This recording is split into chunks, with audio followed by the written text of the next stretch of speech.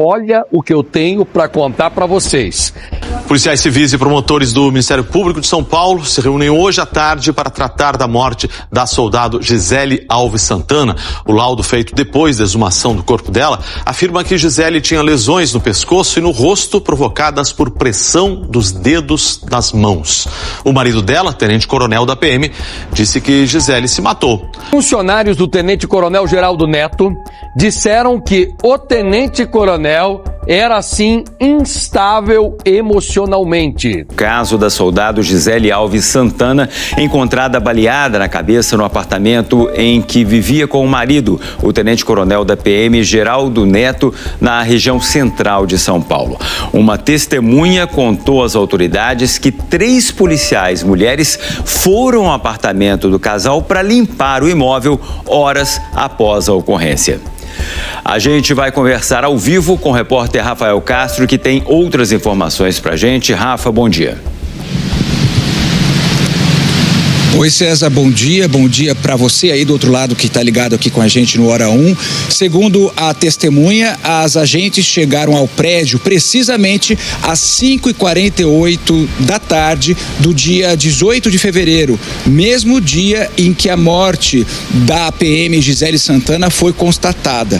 Ainda segundo a testemunha, as policiais, uma soldado e 2 cabos, limparam o local onde Gisele tinha sido encontrada ferida com um tiro na cabeça. Uma funcionária do prédio acompanhou a entrada das agentes. Uma vizinha do casal também disse à polícia que acordou às 7h28 da manhã depois de ouvir um estampido único e forte vindo do apartamento. Esse horário, gente, é cerca de meia hora antes da primeira ligação feita ao serviço de emergência pelo marido da vítima, o coronel da PM, Geraldo Neto. Somente numa chamada registrada às 7h57 da manhã, ele disse então que a esposa tinha se matado e pedia o resgate. O coronel disse à polícia que estava tomando banho quando ouviu um barulho que, segundo ele, parecia ser de uma porta batendo. Ele então saiu do banheiro e viu a esposa caída na sala. Foi a versão que ele deu. Outra novidade nesse caso é que peritos identificaram marcas na região do pescoço e do corpo da soldado depois da exumação que foi feita na última sexta-feira. Diante dessa descoberta, os investigadores pediram exames complementares para saber se teve algum tipo de compressão no pescoço antes do disparo. Outro ponto analisado é a presença do desembargador Marco Antônio Pinheiro Machado Kogan, do Tribunal de Justiça de São Paulo, no prédio, na manhã da morte. Registros mostram que ele chegou ao local por volta de 9h07 da manhã e subiu ao apartamento com o tenente-coronel. Às 9h18 da manhã, o magistrado reapareceu no corredor. Cerca de 11 minutos depois, Geraldo Neto também saiu do apartamento, já com outra roupa e depois de ter tomado banho. Policiais que atenderam essa ocorrência disseram que o coronel voltou com um cheiro forte de produto químico.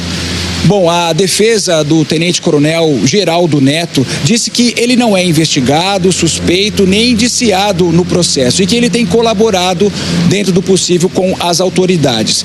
Já a defesa do desembargador Kogan afirmou que ele foi ao apartamento como amigo do tenente-coronel e que quaisquer esclarecimentos vão ser dados à polícia judiciária. César, a gente segue acompanhando esse caso porque a polícia ainda quer saber o que de fato provocou a morte da soldado Gisele Santana no mês passado aqui em São Paulo, César. Rafa, muita coisa que esclarecer ainda, muitas inconsistências e muitas discrepâncias entre o depoimento do tenente-coronel, o depoimento da testemunha, provas periciais também já estão aparecendo, ainda devem aparecer. A Polícia Civil certamente está investigando tudo isso. Esse depoimento foi dado à polícia. Tem um inquérito na Civil que foi aberto 2 dias depois que a soldado Gisele foi encontrada morta. Ela estava com um tiro na cabeça, aconteceu no braço, na região central aqui de São Paulo. Os policiais ouvidos são do batalhão. E eles denunciaram que Gisele era perseguida e era ameaçada pelo tenente-coronel. E que várias brigas aconteceram na frente de todo mundo. Essas pessoas disseram que eles brigavam e discutiam na frente dos outros. E que o coronel, sim, Ele erguia o tom, ele era instável emocionalmente e ele brigava com ela. Vamos conversar com a repórter Lorena Coutinho, que tem mais informações agora. Oi, Lorena. Passaia, pois é, eu tô aqui em frente, olha, o 8º Distrito Policial Belenzinho, centro de São Paulo, com essas informações. Aliás, daqui a pouco eu vou falar sobre a expectativa desse caso com muita repercussão. Agora, respondendo a você, realmente existe esse inquérito policial, justamente a denúncia, né, de funcionários do Tenente-Coronel Geraldo Neto, que afirmam que havia mesmo essa instabilidade emocional, que ele elevava o tom de voz ali no batalhão com algumas pessoas, para além disso, que agia de maneira, né, agressiva, ameaçava Gisele, ou seja, dessa maneira instável, ou seja, ela vivia em constante temor. Isso é que os funcionários do Tenente-Coronel, eles afirmam, e tudo isso está sendo apurado. Eles também dizem o quê? Que ela sofria ameaças, perseguição, que outras pessoas testemunhavam mesmo em brigas, que eles brigavam, então ele elevava o tom e as pessoas viam tudo aquilo, e que ele proibia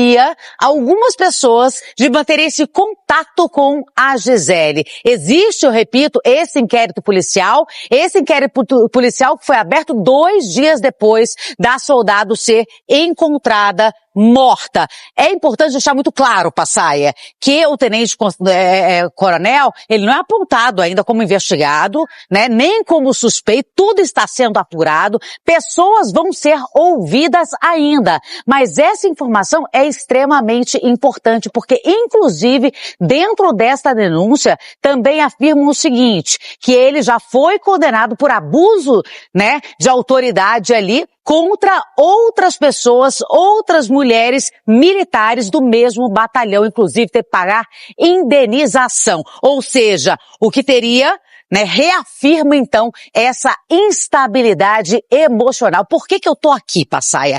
E aí, só para esclarecer para o nosso telespectador, eu tô em frente ao 8º DP porque há uma expectativa muito grande para a chegada do Jean. Lorena, quem é esse Jean? Jean, que foi casado com a soldado Gisele, tá? Ele viveu com ela, teve uma filha com ela de 7 anos, que inclusive existe uma denúncia gravíssima que o tenente-coronel teria cometido abuso contra essa menina. Existe essa denúncia no inquérito, está sendo apurado, tá? Apuração ainda. Então, ele será ouvido aqui, essa é a expectativa para a chegada do advogado de defesa, e além do advogado, a chegada de Jean a qualquer momento, que viveu com a Gisele, que teve um filho com a Gisele e que pode dizer como é que era essa relação, se de repente a filha já chegou em casa falando alguma coisa, relatando algo, que não queria ir para a casa da mãe, voltar mais para a casa da mãe, como é que era a relação com o tenente-coronel, ou seja, são muitos pontos de interrogação. A gente continua aqui em frente ao 8º Distrito Policial. Pode falar.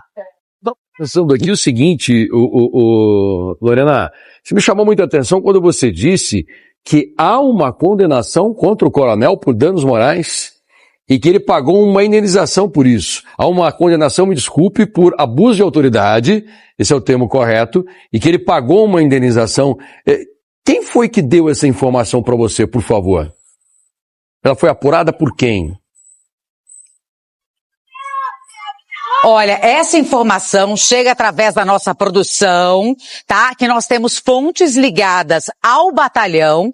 E seria uma confirmação dentro desse inquérito policial, tá? Esse inquérito policial que tem algumas denúncias que estão sendo apuradas. Nossa produção, ela tá debruçada neste caso, tá? E eu ainda reafirmo aqui que não estamos colocando apontamentos, que não estamos colocando julgamentos, que não estamos afirmando absolutamente nada, que não é nosso papel. A gente tem que manter a isenção, mas que dentro deste inquérito a gente sabe que nós jornalistas, nós temos as nossas fontes e a nossa produção através de uma fonte dentro do batalhão, tá? Uma fonte extremamente confiável que teve acesso a esse inquérito policial, que uma das denúncias, né, seria justamente essa, tá? Que ele foi então condenado por abuso de autoridade e perseguição contra 3 militares mulheres. Inclusive, teve que pagar indenização por causa disso, viu, Passaia? A polícia espera a conclusão do novo laudo para tentar dar um desfecho para esse caso. Já se sabe que peritos encontraram marcas no pescoço e no corpo da policial militar. E cerca de 10 horas depois que ela foi socorrida, 3 policiais militares mulheres foram até o apartamento onde esse crime ocorreu, onde essa morte ocorreu, né, para limpar o local. O Guilherme Pimentel acompanha o caso, está a caminho da delegacia e nos traz as últimas atualizações. O que mais, Gui? Bom dia. Oi, Sabina.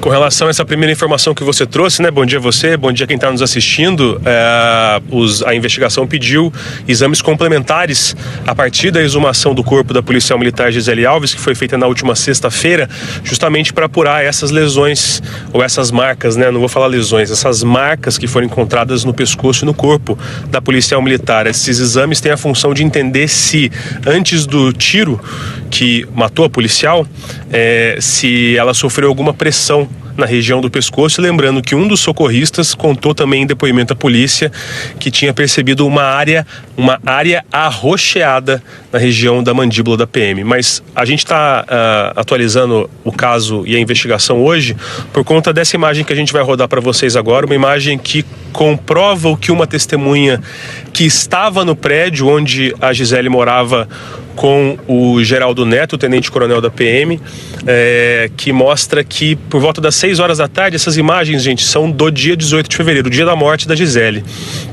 Ela morreu de manhã. Lá no fim do dia, por volta das 6 horas da tarde, 3 policiais mulheres foram até o prédio e essa testemunha ainda contou à polícia que elas foram acompanhadas de uma funcionária do condomínio, é a que sai por último do elevador. As imagens são do corredor, né? Então a gente vê as 3 policiais saindo do elevador junto com a funcionária.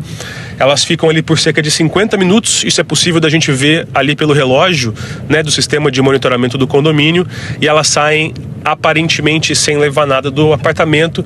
E segundo o que essa testemunha teria contado à polícia, uma apuração dos nossos colegas Lucas Josino, João de Mar e Abraão Cruz, essas 3 policiais foram até o apartamento no Brás para fazer uma limpeza. Essa é uma novidade. A outra que nós temos também é um áudio, né? No domingo, o Fantástico trouxe vários trechos de áudios de conversas do tenente-coronel Geraldo com socorristas, com bombeiros, com a polícia também. A gente tem um outro trechinho novo que mostra ele conversando com um dos socorristas, aparentemente ali logo depois do que aconteceu. Vamos ouvir? Mais tarde eu vou voltar no Bom Dia São Paulo com as informações todas da investigação até o momento, Sabina. Ela foi socorrida, ela estava com pulso ainda, tá? E estava respirando. O trauma dela é extremamente grave, mas ela ainda estava respirando e ainda estava com pulso, tá? Eu sou instrutor de tiro. Tiro na cabeça em ponto 40. Ela estava ainda respirando e ainda estava com pulsação, tá? Quando foi socorrida. Por que ela fez isso? Eu preciso que o senhor agora se vista. A gente acompanhou os áudios aí, eu estava até perguntando aqui para os nossos colegas se a Secretaria da Segurança Pública, enfim, a Polícia Militar explicou, né, esse fato ali que o Gui nos trouxe, os nossos colegas apuraram. Por que 3 policiais militares, mulheres, indo lá no local para limpar o apartamento? Não consigo entender, isso não entra na minha cabeça. Bom, vamos às respostas. Defesa do tenente-coronel Geraldo Neto diz que ele não é investigado, suspeito ou indiciado nesse processo e que desde o início tem colaborado com as autoridades. Lembrando que ele pediu o afastamento, né, das suas funções, abriu mão da licença-prêmio e tudo. Não foi um pedido da PM o afastamento desse tenente-coronel. Ele foi lá e pediu para se afastar. Esse que está aí na foto dividindo o quadrado ali da foto com a Gisele. Se você apontar a câmera do seu celular para esse QR Code que está aparecendo na tela, você vai direto para o G1. Lá também tem as últimas informações desse caso, outros detalhes da investigação. Laudo esse que deve ficar pronto só no final da semana. A gente trouxe aqui em primeira mão a história da exumação, foi feito lá em Suzano. E agora, isso daí tudo é decisivo, né? O resultado desses laudos decisivo para apontar um norte para essa investigação, alguma coisa mais certeira. 3 policiais militares indo lá limpar.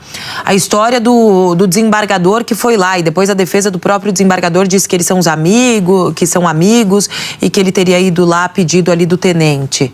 Tudo muito estranho, não é não?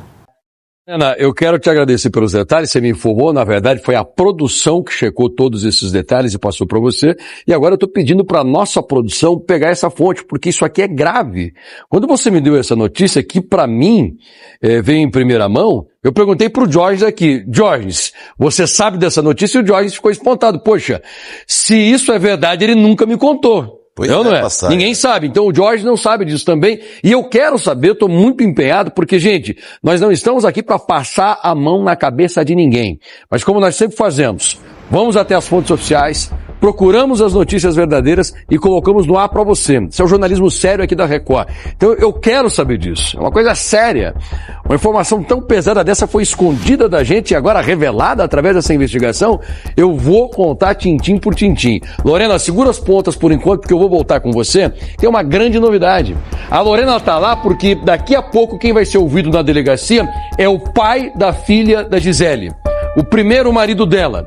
Esse homem vai subir por essas escadas, vai conversar com o delegado, ele está abatido emocionalmente, mas eu já pedi para o advogado de defesa dele para permitir que o cliente conversasse com a Lorena na chegada dele à delegacia. Então, Lorena, se prepara aí, porque ele vai ter muita coisa para contar para a polícia e ele pode antecipar para você, tá? Eu volto com você assim que ele chegar. Oi, Kovalik, boa tarde a você, boa tarde a todos. Essa reunião está marcada para daqui a pouco, às 3h30 da tarde, numa delegacia da região central da cidade de São Paulo. Peritos do Instituto de Criminalística, a Corregedoria da Polícia Militar e os delegados que investigam toda essa história vão participar e vão colocar na mesa tudo o que foi feito em relação à investigação até aqui. Ontem, o Tribunal de Justiça de São Paulo distribuiu o caso para uma vara do Tribunal do Júri, que cuida de crimes contra a vida, como homicídio, feminicídio e indução ao suicídio, por exemplo. Mas a Polícia Civil do Estado de São Paulo ainda investiga o caso como morte suspeita, segundo a Secretaria da Segurança Pública, e que a tipificação do crime pode ser alterada ao longo da investigação sem causar prejuízo ao inquérito que foi feito até aqui. A soldado Gisele Alves Santana morreu no dia 18 de fevereiro com um tiro na cabeça. O marido, o tenente-coronel da Polícia Militar, Geraldo Leite Rosa Neto, disse que a esposa se matou, mas a família dela contesta essa versão. 2 laudos necroscópicos mostraram que o corpo, além do tiro, tinha marcas no pescoço e no rosto, compatíveis com lesões causadas por unhas e pela pressão de dedos das mãos. A defesa do tenente-coronel disse que ele não é citado no processo como investigado, suspeito ou indiciado e que está à disposição para esclarecer os fatos.